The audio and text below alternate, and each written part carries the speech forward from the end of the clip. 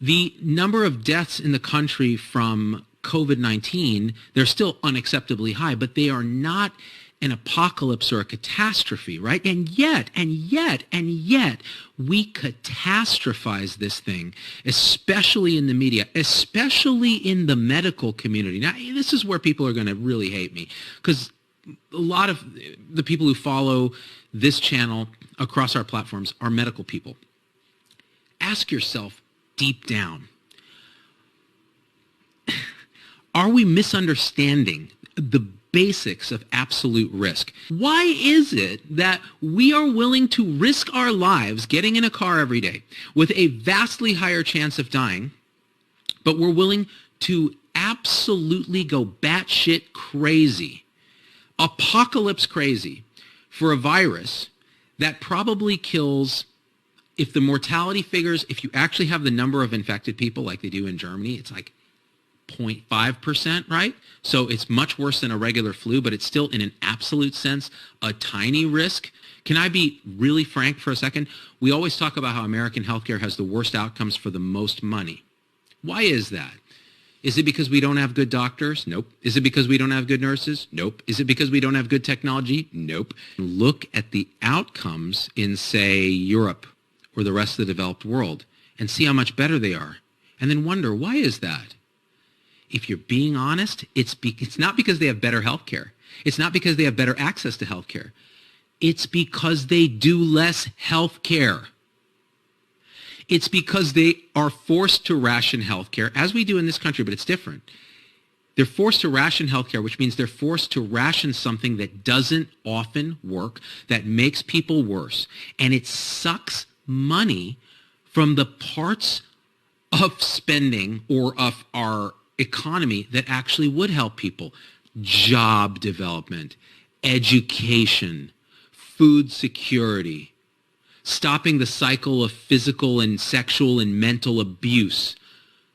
These are the things that we should be spending our hard-earned money on in this country. Instead, we pour it into a sinking morass, a black hole, a singularity beyond which nothing escapes, called healthcare.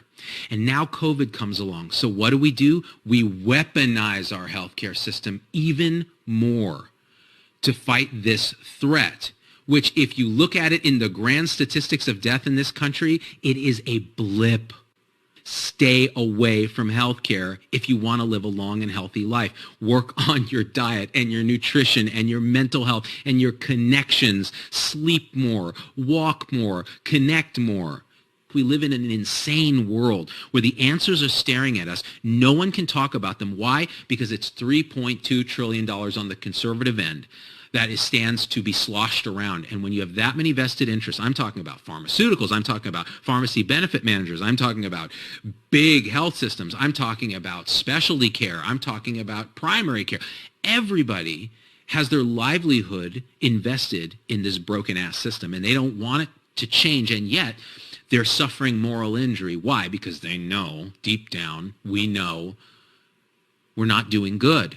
So this COVID thing is our chance to take a defibrillator to the entire effing system and shock it back into a flat line and then into a rhythm that isn't AFib, right? Because that's what our system's in now.